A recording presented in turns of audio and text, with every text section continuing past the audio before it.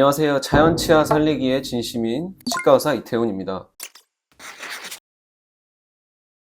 인터넷에 보면 지식인이나 아니면 여러 가지 사이트에서 보면 이런 질문들 종종 보게 되는데요. 단순히 스케일링만 받았는데도 피가 너무 많이 났고 너무 아파서 가기가 싫어요. 그러니까 이러한 댓글이나 게시글들을 보게 됩니다. 이제는 많은 분들께서 이제 알고 계실 텐데 스케일링은 구강 건강을 위해서 필수라는 것을 이제 많은 분들이 알고 계실 텐데요. 그럼에도 시술 중에 정말 너무 불편하고 또 시리고 이렇게 아프게 받으셨던 분들은 다시는 이렇게 치과에 가기 싫으실 겁니다. 하지만 다행인 점은 스케일링은 꼭 이렇게 아프고 시리고 고통스러워만 하는 진료는 아니라는 점입니다. 오늘은 스케일링 받았을 때 아팠던 이유와 또 그것을 방지할 수 있는 방법을 좀 알아볼까 합니다. 그렇다면 스케일링은 왜 항상 아팠을까요? 첫 번째 이유로는 아무래도 치석이 오랫동안 다량으로 쌓여서 치은염, 즉 잇몸에 염증이 크고 많이 생겨 있을 경우에 이렇게 아플 수 있습니다. 치석이 잇몸 깊숙이 자리 잡아서 잇몸에 염증을 일으키는 물질을 계속 방출하고 있다면 아무래도 잇몸이 이렇게 굉장히 많이 부어있고 예민하게 반응할 수 있습니다. 이것은 비단 스케일링뿐만 아니라 여러 환자분들께서도 겪으셨을 증상이신데 양치질만 해도 피가 나요. 약간 이러신 분들이 종종 있습니다. 이런 분들은 치석 때문에 치은염이 만성으로 있으신 분들로서 치석이 많이 쌓이신 분들이겠죠. 이러한 이유로 초음파 스케일링을 하게 되면 깊숙이 자리 잡은 치석들을 제거할 때 옆에 있는 잇몸들을 아무래도 자극을 주게 되고 이때 통증과 함께 평소에 양치할 때 나던 피, 그러니까 출혈보다 더 많이 날 수 있게 됩니다. 그럼 만약 이 과정에서 이렇게 깊숙이 자리 잡은 치석들을 다 제거하지 않게 되면 어떻게 될까요?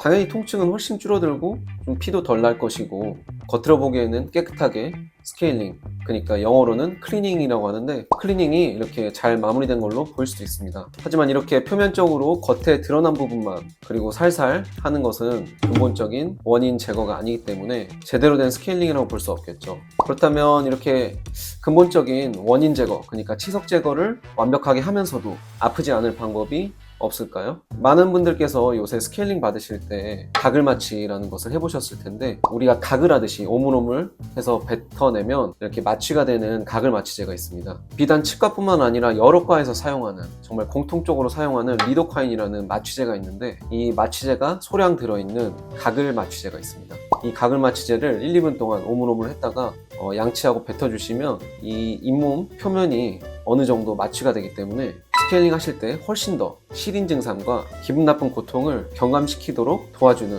그런 가글 마취제입니다. 이것은 치과에서 보통 행하는 니들, 그러니까 주사 마취와는 다르게 단순히 가글만으로도 어느 정도 마취가 되기 때문에 부담도 훨씬 덜하고 주사 마취는 보통 1시간 이상 가는데 반면에 이 가글 마취는 15분에서 30분 정도만 가기 때문에 단순히 스케일링, 그러니까 클리닝만 할 시에 이 가글 마취는 훨씬 더 부담 없는 마취제라고 할 수 있습니다. 또 두 번째 방법으로는 스케일링, 그러니까 초음파의 강도를 조절하는 것입니다. 당연히 초음파를 세게 해서 치석을 다 제거하면 좋겠지만 그럼 너무 시릴 수가 있기 때문에 그 통증을 좀 줄이면서도 꼼꼼하게 스케일링을 진행하려면 초음파 강도를 조금 낮춰서 조금 더 꼼꼼하게 긴 시간 동안 스케일링을 진행하게 되면 고강도로 할 때만큼 잘 스케일링을 할 수 있게 됩니다. 그래서 강도를 줄이는 대신 시간을 살짝 늘려서 꼼꼼하게 스케일링을 하면 치석이 잘 제거되기 때문에 이런 식으로 진료 받으실 때 왼손을 들고 말씀해 주시면 선생님들께서 강도를 줄이고 조금 더 시간과 공을 들여서 조금 더 꼼꼼하게 이렇게 스케일링을 진행해 주실 거라 생각합니다.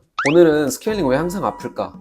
왜 항상 피가 나고 시릴까에 대해서 알아보았는데 이 두 가지만 잘 숙지하고 계신다면 스케일링 부담 없이 받으실 수 있을 거라 생각하고 우리나라는 건강보험이 있으신 분들에 한해서 국가건강보험 연일에는 보험을 해주기 때문에 금액적인 부담 없이 받으실 수 있을 거라 생각합니다. 그리고 간혹 가다가 여기저기서 스케일링을 하면 치아가 갈린다, 그러니까 이러한 잘못된 정보를 접하셔서 그런 걸 여쭤보시는 분들이 있는데 결론적으로 말씀드리자면 초음파 스케일러로는 치아가 갈리지 않습니다.